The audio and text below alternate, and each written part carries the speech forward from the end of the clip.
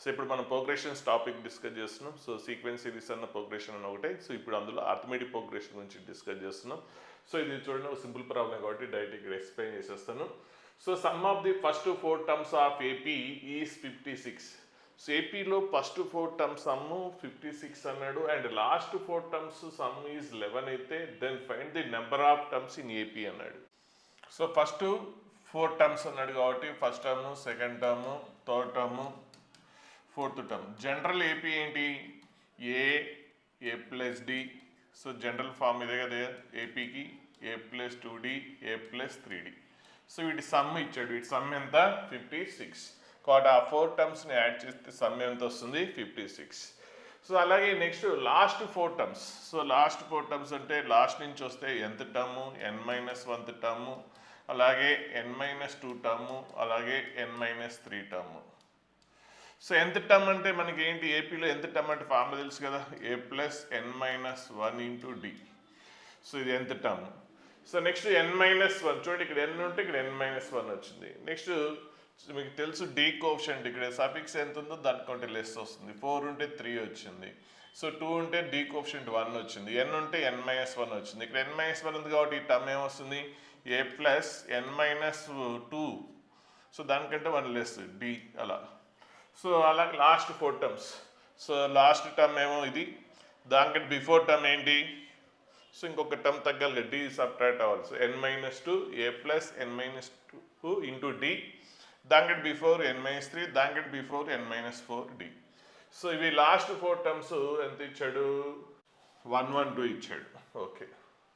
And if it is first term కూడా ఇచ్చాడు. Okay సరే, ఫస్ట్ అయితే మనం ఈ కండిషన్ రైజ్ చేసి ఇవన్నీ యాడ్ చేసేస్తే ఏలు 1 2 3 4 ఉన్నాయి, 4a అండ్ డీలన్నీ యాడ్ చేస్తే d plus 2d plus 3d 6d వస్తుంది. సో ఇందులో ఫస్ట్ టర్మ్ తెలుసు, ఏ అనేది ఫస్ట్ టర్మ్ 11 ఇచ్చేసాడు కాబట్టి ఇందులో 11 సబ్స్టిట్యూట్ చేసేస్తే అప్పుడు మీకు d వాల్యూ 6d వస్తుంది, దాని నుంచి d వస్తుంది. సో కామన్ డిఫరెన్స్ వచ్చేసింది, ఏ తెలుసు, కామన్ డిఫరెన్స్ రెండు తెలుసు. సో కామన్ డిఫరెన్స్ ఎంత? 2. సో ఇప్పుడు అది అడుగుతుంది number of terms. So number of terms అంటే n వాల్యూ తెలిస్తే చాలు. సో మొత్తం మనం నెంబర్ ఆఫ్ టర్మ్స్ n అనుకున్నాం కదా, కాబట్టి n వాల్యూ కనుక్కుంటే నెంబర్ ఆఫ్ టర్మ్స్ వస్తాయి. సరే మరి n వాల్యూ కావాలంటే మనకి వీటి సమ్ ఇచ్చాడు, వీటిని అన్నిటిని యాడ్ చేస్తే ఏ ఎన్ని ఉన్నాయి? 1 2 3 4 ఉన్నాయి. నెక్స్ట్ డి కోఎఫిషియంట్స్ అన్ని యాడ్ చేస్తే n-1, n-2, n-3, n-4 అన్నీ యాడ్ చేసేస్తే 4n మైనస్ అంటే ఎన్ని ఉన్నాయి? 1 2 3 4 4n 1 2 3 4 యాడ్ చేస్తే ఎంత? 10. సో ఇందులో ఏ తెలుసు, డి తెలుసు. ఇక్కడ ఆల్రెడీ ఏ వాల్యూ 11, డి వాల్యూ 2 సబ్స్టిట్యూట్ చేసేస్తే అప్పుడు మీకు n వాల్యూ వస్తుంది, నెంబర్ ఆఫ్ టర్మ్స్ వచ్చేస్తుంది. సో నెక్స్ట్ క్వశ్చన్ చూడండి, if the sequence so 1 2 2s 3 3s 4s ఎన్ని ఉన్నాయి? 1 2 3 4 ఇక్కడ 4 ఉన్నాయి. సో 4 4s ఉన్నాయి ఇట్లా సో ఆన్. సో అప్పుడు 5s అయితే ఎన్ని వస్తాయి? 5 వస్తాయి. 6 ఎన్ని వస్తాయి? 6 వస్తాయి. 7 ఎన్ని ఉంటాయి? 7 ఉంటాయి. Okay. So where n consecutive terms have the value n అంటే 2 consecutive terms 2, 3 consecutive terms 3. So n consecutive terms ఏమవుతుంది? Value n. Then find the 150th term of the sequence. Question చాలా డిఫికల్ట్ క్వశ్చన్, ఇది కొద్దిగా జాగ్రత్తగా అర్థం చేసుకోవడం కూడా చాలా కష్టం. సో ఈ సీక్వెన్స్లో 150th టర్మ్ కనుక్కోమన్నాడు. ఇక్కడ ఏంటంటే టర్మ్స్ రిపీట్ అవుతున్నాయి. సో ఫస్ట్ టైం 1 టైమే వచ్చింది, సెకండ్ 2 ఎన్నిసార్లు వచ్చింది? 2 టైమ్స్ వచ్చింది, 3 టైమ్స్ వచ్చింది, 4 టైమ్స్, 5 టైమ్స్, 6 టైమ్స్, 7 టైమ్స్ ఇట్లా వస్తే 150th టర్మ్ కనుక్కోమన్నాడు. So 150th term. సో ఇచ్చిన సీక్వెన్స్ ఏంటో చూద్దాం. సో ఇది గివెన్ సీక్వెన్స్. సో అలాగే మనం ఇంకో టర్మ్ కూడా రాసాం అనుకోండి, 5s అయితే ఎన్ని వస్తాయి? 5 5s వస్తాయి. సో ఫస్ట్ ప్రాబ్లం అనేది క్లియర్ అర్థం అవడం అనేది చాలా ఇంపార్టెంట్. ఇక్కడ క్వశ్చన్ సరే అర్థం కాదు, 150th టర్మ్ క్వశ్చన్ కరెక్ట్గా పాయింట్ పట్టుకుంటేనే మనం ఏమైనా ప్రాబ్లం చేయడానికి వస్తుంది. సో 150th టర్మ్ ఏమవుతుంది అన్నాడు. సో మనకేం తెలియట్లేదు. ఇది ఒకసారి ఎన్నో టర్మ్ చూడండి, ఎన్నో టర్మ్ ఇక్కడ 1 ఇవి 2 3 + 3 6. సో 7th టర్మ్ అయినా కౌంట్ చేస్తే ఫస్ట్ నుంచి 7th టర్మ్. ఇదేంటి? 8th term, 8th term. ఇదేన్నో టర్మ్? 9th term. ఇదెన్నో టర్మ్? 10th term. అలాగే ఇదెన్నో term? 11th term. So first problem అనేది అర్థం చేసుకోవడం చాలా కష్టం కాబట్టి సో మీకు ప్రాబ్లం అర్థమయ్యేలాగా చూద్దాం. First 13th term, 14th term, next ఇది ఏంటి? 15th term. So next 16th term అంటే 6 వస్తుంది. అక్కడి నుంచి 6 ఎన్ని వస్తాయి? 6లో ఎన్ని వస్తాయి? 6 వస్తాయి. ఇప్పుడు 150th term of the sequence, ఈ సీక్వెన్స్లో 150th టర్మ్ ఏమవుతుంది? సరే అది పక్కన పెట్టేయండి. ఈ సీక్వెన్స్లో 7th టర్మ్ ఏమవుతుంది? చూడండి 7th టర్మ్ ఎంత? 4. 8th టర్మ్ ఏమవుతుంది? 4 అవుతుంది. 9th టర్మ్ ఏమవుతుంది? 4 అవుతుంది. 10th టర్మ్ ఏమవుతుంది? 4 అవుతుంది. సో అలాగే 11th టర్మ్ ఏమవుతుంది? 5. 12th term 5. సో అలాగే 150th టర్మ్ ఏంటి? ఇప్పుడు ఈ సీక్వెన్స్లు ఇక్కడ చిన్న చిన్నవి కాబట్టి 30th టర్మ్ అంటే రాసేసాం. ఇంత వరుసగా రాసేస్తే 30th టర్మ్ ఏమొచ్చింది? 5 అని రాసేసాం. ఒకవేళ 14th టర్మ్ అన్నా కూడా ఓకే. కానీ 150th టర్మ్ అంటే ఇట్లా 150 వరకు రాసుకుంటూ వెళ్ళలేము కదా. సో ఆ 150th రాసుకోవడం అంటే ప్రాబ్లం చేయడానికి అంటే నిజం చెప్పాలంటే అట్లా రాసుకోవడం వెళ్ళడం బెటర్ ఏమో. అంటే అంత కాంప్లికేటెడ్ ఉంటుంది. సరే అయినా కూడా మనం ప్రొసీజర్ అనేది నేర్చుకోవాలి. సబ్జెక్ట్ అక్కడే డెవలప్ అవుతుంది. ఎగ్జామ్లో అనేది సో అక్కడ ఇచ్చిన దాన్ని బట్టి మనం చూసుకుంటాం. ఇట్లా రాసుకుంటే వెళ్ళినా కూడా పెద్ద ప్రాబ్లం చేయడానికంటే అదే తొందరగా అవుతుందేమో అనిపిస్తుంది. మీరు ట్రై చేయండి. 150th టైం పెట్టుకొని ఎంతసేపులో ఇలా వరుసగా 6 రాసుకెళ్తారు. 7 7 7 ఇలా రాసుకుంటూ వెళ్తే 150th టైం ఏమొస్తుందో ఒకసారి సరదాగా ట్రై చేయండి. సరే మనమైతే ఇప్పుడు ప్రాసెస్ ప్రకారం వెళ్దాం. సో 150th టర్మ్ ఏంటో మనకి తెలియదు. 150th టర్మ్ ఏంటో తెలియదు, ఎన్ అనుకుందాం. ఓకే, ఇక్కడ 7th టర్మ్ అంటే ఏంటో మనకు తెలుసు, ఏంటి? 4. 8th టర్మ్ కూడా తెలుసు, 4. ఇప్పుడు 7th టర్మ్ చూశారనుకోండి, 7th టర్మ్ ఎలా వస్తుంది? చాలా కష్టంగా ఉంటుంది. సో 7th టర్మ్ ఎలా వస్తుంది? 7th కానీ 8th కానీ 9th కానీ 10th కానీ ఇవన్నీ ఒకే రకంగా ఉన్నాయి కదా, 4లు ఉన్నాయి కదా, అవి చూద్దాం. 7th టర్మ్ కానీ 8th టర్మ్ కానీ 9th టర్మ్ కానీ 10th టర్మ్ కానీ అడిగితే ఎలా ఉందంటే 1 + 2 + 3 ప్లస్ ఇక్కడ వరకు. సో దీనికంటే లెస్ ఉంటుంది ఒక పాయింట్. సో ఆ టర్మ్ ఏంటో తెలీదు, మనం దాన్ని ఏమనుకున్నాం? ఎన్ అనుకున్నాం. టర్మ్ ఇచ్చాడు 150. సరే మనకి ఫస్ట్ ప్రాబ్లం కంటే ముందు ఈ ప్రాబ్లం అర్థం చేసుకోవడానికి ట్రై చేద్దాం. 7th టర్మ్ కానీ 8th కానీ 9th కానీ 7 8 9 10. సో వీటి సమ్ కంటే లెస్ ఉందా లేదా చూడండి. 1 + 2 సో ఎంత? 3 + 3 6 10. ఒకవేళ 10th టర్మ్ అయితే కరెక్ట్గా ఈక్వల్ అయింది. 10th టర్మ్ దీనికి ఈక్వల్ అయింది. ఓకే, 9th టర్మ్ దీనికంటే లెస్సా కాదా? అంటే నెంబర్ ఆఫ్ టర్మ్స్ చూస్తున్నాను. ఇక్కడ చూస్తుంది ఏంటంటే number of terms. So first ఒక 1 అనేది 1 టైం ఉంది, 2 అనేది 2 టైమ్స్ ఉంది, 3 అనేది 3 టైమ్స్ ఉంది, 4 అనేది 4 టైమ్స్ ఉంది. సో ఇక్కడ వరకు ఎన్ని టర్మ్స్ ఉన్నాయని కౌంట్ చేస్తాను. ఇక్కడ వరకు ఎన్ని టర్మ్స్? 10 టర్మ్స్ కదా. సో ఆ 10 టర్మ్స్ ఎలా వచ్చింది? సో 1 + 2 + 3 + 4 కంటే లెస్ ఉంది. ఓకే, ఇందులో ఏదైనా సరే 7 కానీ 8 కానీ 9th కానీ 10th టర్మ్, ఇందులో ఏ టర్మ్ చూసినా కూడా దానికంటే లెస్ ఉంది. ఇంకెలా ఉందంటే వీటికంటే ఎక్కువ ఉంది. 1 + 2 + 3 అవునా కాదా? సో ఈ మూడింటిని యాడ్ చేస్తే 6 వస్తుంది. సో ఈ 4 టర్మ్స్లో ఏది చూసినా కూడా 6 కంటే ఎక్కువ ఉంది. అలాగే ఈ సమ్ ఎంత? 10 కంటే లెస్. సో ఇక్కడ ఇది ఒక టర్మ్ మాత్రం ఈక్వల్ ఉంది, మిగిలిన 7 8 9 అనేది దానికంటే లెస్ ఉంది. సో అలాగే నెక్స్ట్ సపోజ్ 11th టర్మ్ అంటే ప్రాబ్లం అర్థం అవడం, ప్రాబ్లం చేసే ముందు 11th టర్మ్ కానీ 12th టర్మ్ కానీ 13th టర్మ్ కానీ 14th టర్మ్ కానీ 15th టర్మ్ కానీ ఇందులో ఏదైనా సరే సో అది ఎలా ఉంది? సో 1 + 2 + 3 + 4 + 5 అంతే. ఇది యాడ్ చేస్తే ఎంత? 15ఏగా.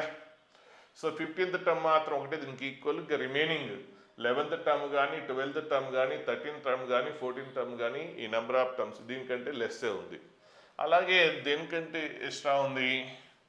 1 + 2 + 3 + 4 కంటే ఎక్కువ ఉంది, అవునా కాదా? సో ఇదెంత? 6 10. సో 10 కంటే ఎక్కువే కదా 11 12 13 14 15 అనేది. అలాగే ఈ సమ్ కంటే లెస్సే కదా. సో పాయింట్ క్యాచ్ చేశారా? అలాగే అంటే 7th టర్మ్ మనకి 4 అని తెలుసు కాబట్టి అప్ టు 4 వరకు సమ్కి లెస్ ఉంది. దానికంటే 1 లెస్. ఇక్కడ ఎంత? అప్ టు 3 కంటే మోర్ ఉంది. పాయింట్స్ రీక్యాచ్ చేయండి. అలాగే 11th 12th 13th కానీ 15th టర్మ్ కానీ ఏంటి? ఆ టర్మ్ 5 కదా. సో ఆ టర్మ్ ఏంటి తెలియదు మనకి. ఇక్కడ తెలుసు 11 12 13 కాబట్టి కౌంట్ చేసాం 5. కాబట్టి ఈ టర్మ్స్ అనేది ఎలా ఉన్నాయి? సో అప్ టు 5 వరకు అంటే ఇప్పుడు చూడండి 11th 12th 13 14 15 టర్మ్స్ ఏంటి? 5 కదా. కాబట్టి దాన్ని ఈ టర్మ్స్ అనేది ఈ సమ్ కంటే అప్ టు 5 కంటే లెస్, అప్ టు 4 కంటే మోర్ ఉంది, అవునా కాదా? ఇప్పుడు మనం పాయింట్కి వస్తే 150th టర్మ్ సో ఇక్కడ 11th టర్మ్ అంటే తెలుసు 5 కాబట్టి అప్ టు 5 వరకు రాశాం. అలాగే 7th term 8th term 9th term అది కూడా తెలుసు ఏంటి 4 కాబట్టి సో అప్ టు 4 వరకు రాశాం. సో ఈ టర్మ్స్ ఏంటో తెలుసు కాబట్టి అప్ టు 4 వరకు రాశాం. మరి 150th టర్మ్ అంటే సపోజ్ ఇప్పుడు 8 ఉంది, 8th టర్మ్ అన్నాను. 8th టర్మ్ ఎలా ఉంది? దీనికంటే లెస్ దీనికంటే మోర్ అవునా కాదా? ఓకే, మరి ఇది ఎలా రాశాం? 8th టర్మ్ 4 కాబట్టి అప్ టు 4 వరకు రాశాం. ఇక్కడేమో అప్ టు 3, లెఫ్ట్ సైడ్ ఏమో అప్ టు 3 వరకు రాశాం. అలాగే సపోజ్ 14th టర్మ్ తీసుకున్నాను. 14th టర్మ్ అంటే ఇక్కడ ఏంటో మనకు తెలుసు కాబట్టి సో ఆ 14 ఏమైంది? అప్ టు 5 వరకు లెస్ ఉంది సమ్ కంటే, అలాగే అప్ టు 4 కంటే మోర్ ఉంది. ఓకే, ఇప్పుడు 150th టర్మ్ ఏంటో మనకు తెలియదు. ఇక్కడ 14 టర్మ్ కాబట్టి అప్ టు 5 కాబట్టి అప్ టు 5 వరకు రాసాం సమ్. మరి 150th టర్మ్ అదేంటో తెలియదు. సో ఆ 150th టర్మ్ని మనం ఎన్ అనుకుంటే, 150th టర్మ్ని ఎన్ అనుకుంటే అప్పుడు సో అదేమవుతుంది? 1 + 2 చూడండి ఇక్కడ 14th టర్మ్ 5 కాబట్టి అప్ టు 5 వరకు రాసాం. 8th టర్మ్ 4 కాబట్టి అప్ టు 4 వరకు రాసాం. సో 150th టర్మ్ ఏంటి? ఎన్ కాబట్టి సో అప్ టు ఎన్ వరకు రాస్తాము. ఆ పాయింట్ క్యాచ్ చేయాలి ఇక్కడ. అలాగే లెఫ్ట్ సైడ్ ఏం చేసాము? అక్కడ 5 అయితే ఇక్కడ 4 వరకు రాసాం, ఇక్కడ 4 అయితే ఇక్కడ 3 వరకు రాసాం. మరి ఇప్పుడు ఇక్కడ ఏం రాయాలి?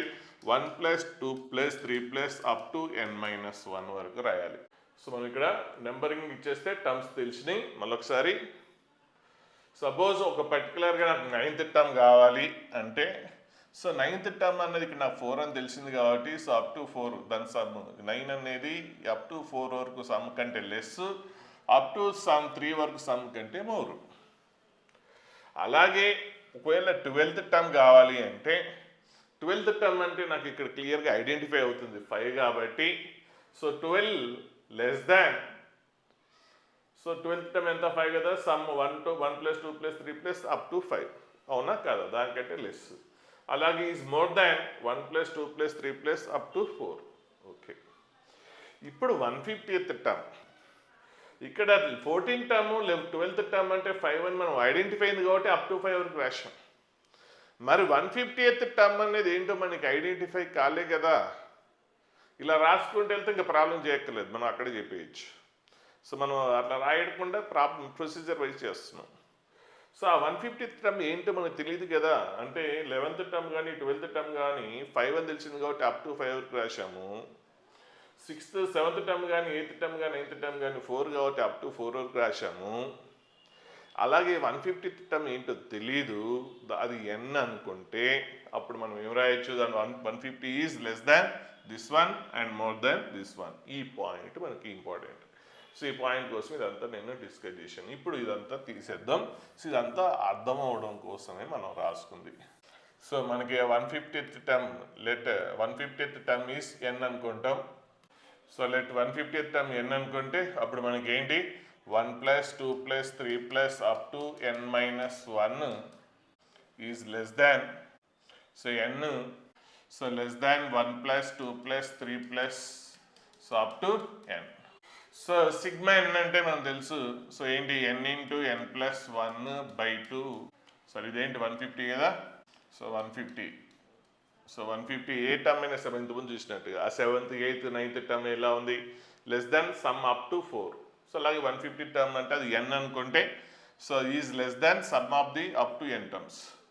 అలాగే సిగ్మా ఆఫ్ n-1. సో ఇది సిగ్మా ఎన్ అయితే సిగ్మా ఆఫ్ n-1. సో ఈ ఫార్ములాస్ మీకు ఒకసారి సిగ్మా ఎన్ అంటే సో చాలాసార్లు వస్తుంటుంది. n×n+1/2 గుర్తుపెట్టుకోండి.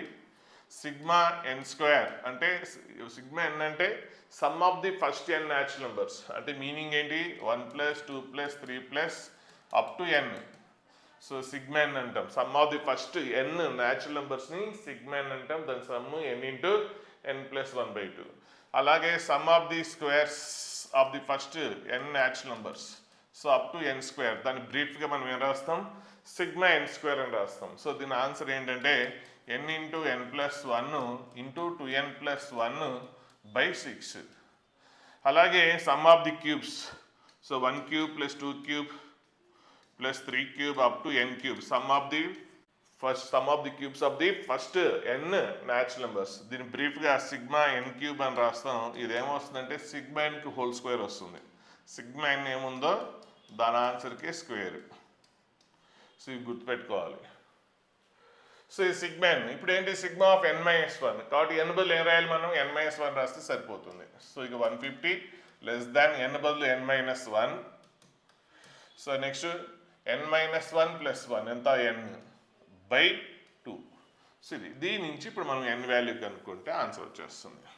సో 2 బై 2 మల్టిప్లికేషన్ చేసి ఫ్రాక్షన్ వెళ్ళిపోతుంది. So n square minus n less than 300 less than n square plus n.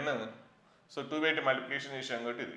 So ఇది ఇన్ఈక్వాలిటీ వచ్చింది. ఇప్పుడు దీన్ని ఇటు ఇన్ఈక్వాలిటీగా స్ప్లిట్ చేద్దాం. సో ఒకటి ఏంటంటే n square minus n less than 300 ఒకటి, అండ్ రెండవది ఏంటంటే n square plus n greater than 300. Left right left రాస్తే ఏమవుతుంది 300 less than this one. So right left reverse వేస్తే అప్పుడు ఏమవుతుంది లెస్ దాన్ గ్రేటర్ దాన్ అవుతుంది కదా, గ్రేటర్ దాన్ 300. సో వీటి నుంచి మనకి n వాల్యూ కనుక్కోవడానికి పాసిబిలిటీ ఉంటుంది. చూద్దాం. సో మామూలుగా ఇది లెఫ్ట్ సైడ్ వస్తే క్వాడ్రాటిక్ ఈక్వేషన్ లాగా వస్తుంది. అది మామూలుగా జనరల్గా ఫ్యాక్టరేషన్ వస్తే ఈజీగా వస్తుంది కానీ అదర్వైజ్ కష్టంగా వస్తుంది. సో ఈ టెక్నిక్ నేర్చుకోండి ఎప్పుడైనా కూడా. సో ఇక్కడ n స్క్వేర్, సో దాని n square root of n square అంటే n కదా, కాబట్టి ఏం రాస్తారంటే దీని రూట్ ఆఫ్ n స్క్వేర్ అంటే ఎంత n. So n coefficient half. So n coefficient minus ఉంటే మైనస్ రాయండి, ప్లస్ ఉంటే ప్లస్ రాయండి. n కోఎఫిషియంట్ ఎంత 1. సో 1లో హాఫ్ ఎంత 1/2 హోల్ స్క్వేర్ రాయండి. హోల్ స్క్వేర్ రాసిన తర్వాత ఇప్పుడు దీన్ని స్క్వేరింగ్ చేశారనుకోండి ఏ స్క్వేర్ అంటే n స్క్వేర్ వస్తుంది. నెక్స్ట్ మైనస్ 2ab టర్మ్ కదా, so 2 into n into 1/2. So ఏమొస్తుంది n కూడా వచ్చేసింది. నెక్స్ట్ ఏంటి ప్లస్ 1/4. సో 1/4 అనేది ఎక్సెస్ వచ్చింది. ఇప్పుడు దీన్ని సింప్లిఫై చేస్తే మనకి ఏమొస్తుంది మామూలుగా n స్క్వేర్ మైనస్ n అక్కడ ఉంది, కానీ మనకేమొస్తుంది n square minus n plus 1/4 ఇది ఎక్స్ట్రా వచ్చింది. ఇది మాత్రం n స్క్వేర్ మైనస్ n అంటే ఇక్కడ ఉంది ఓకే. సో ఇప్పుడు 1/4 మనకి ఏమిటంటే ఈ కాన్స్టెంట్ టర్మ్ స్క్వేర్ ఎక్సెస్ వచ్చింది. ఇప్పుడు మైనస్ 1/4 రాశాను అనుకోండి, అంటే ఇక్కడ మైనస్ 1/4 రాశాను అనుకోండి అప్పుడు ఓకేనా. సో మైనస్ 1/4 రాస్తే క్యాన్సిల్ అయిపోయి అప్పుడు వచ్చేస్తుందా మనకి n square minus n. So ఈ టెక్నిక్స్ బాగా అలవాటు చేసుకోండి. అంటే n వాల్యూ కనుక్కోండి ఫ్యాక్టరేషన్ చేయడం కంటే ఇలా కనుక్కోండి. అంటే మామూలుగా ఫ్యాక్టరేషన్ అప్పుడు minus b plus or minus root of b square minus 4ac చేస్తారు. సో అది కాకుండా ఇది కూడా మీరు వాడుకోవచ్చు. So less than 300. So less than 300. So ఇప్పుడు మైనస్ 1/4 అటు వెళ్ళిపోయింది అనుకోండి, అప్పుడు n-1/2 whole square less than 300 plus 1/4. Minus 1/4 అడిపోతే ప్లస్ 1/4 కదా, కాబట్టి n-1/2 whole square less than. So LCM చేసేస్తే ఎంత 1200 ప్లస్ 1 1201/4. ఇప్పుడు రూట్ అప్లై చేసేయండి. So next square root apply చేస్తే so square root of x square అంటే mod x అని రాయాలి. Square root of x square అంటే mod x అని రాయాలి.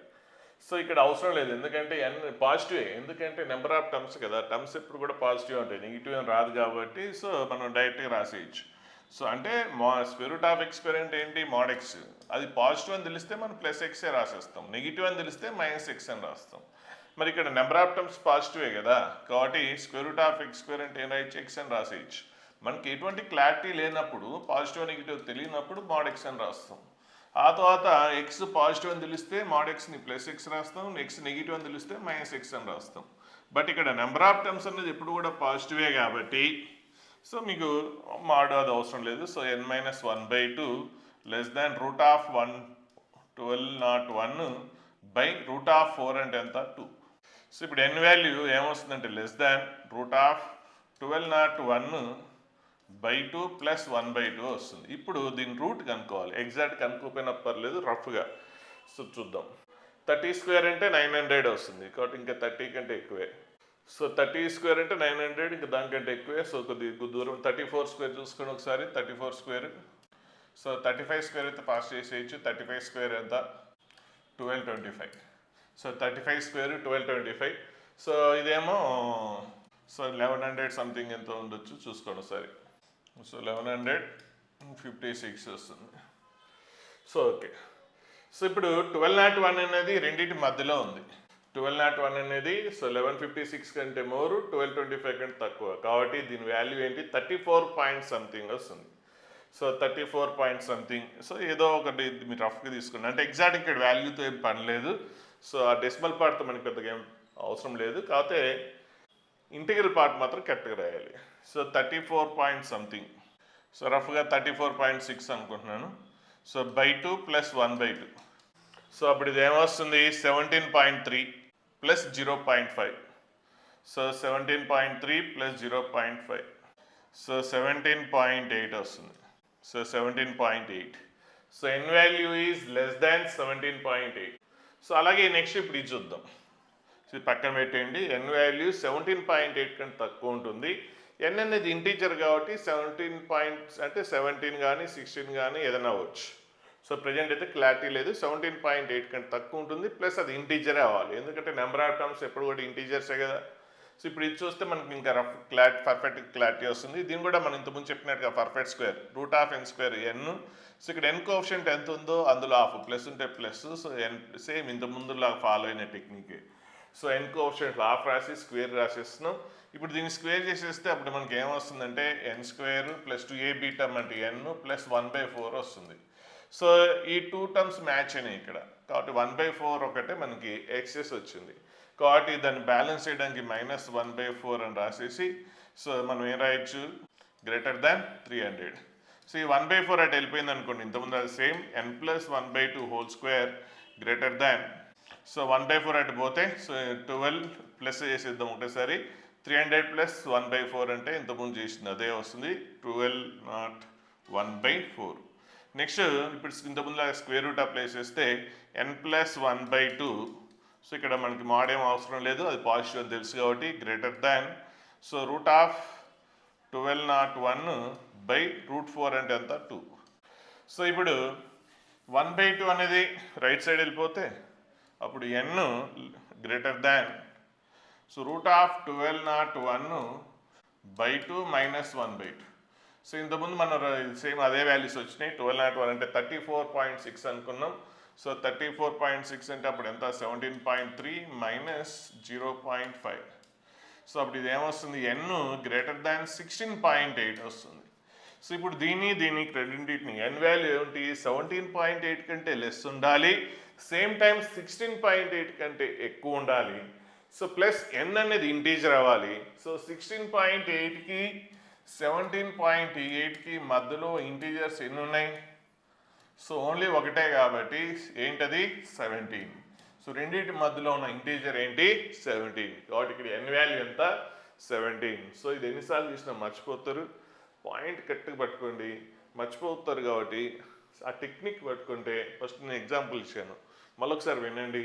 సో ఎగ్జాంపుల్ని కరెక్ట్గా పట్టుకోండి, మళ్ళొకసారి నేను ఎట్లా చేశాను ఒకసారి. మీరు 2 ఎగ్జాంపుల్స్ ఇచ్చాను, 4th టర్ము ఇది 5th టర్మ్ వరకు చూసాం. అలాగే మీకు 2-3 చూడండి, మీకు ఇంకా క్లారిటీ వస్తుంది. 6th 7th కూడా రాయండి. సో అంటే ఆ క్లారిటీ వచ్చింది అనుకోండి, తొందరగా మీకు ఐడియా వస్తుంది, ఇంక రిమైనింగ్ ప్రాబ్లం లేదు. సో ఈ లైన్ రాయడమే మెయిన్ ప్రాబ్లం, ఈ ఒక్క లైన్ రాయడమే ఈ క్వశ్చన్లో ప్రాబ్లం. సో ఈ లైన్ అర్థం చేసుకుని రాయగలిగితే ఇంక ఇక్కడి నుంచి ఏం ప్రాబ్లం ఉంది, ఏం ప్రాబ్లం లేదు, ఇదంతా మామూలే.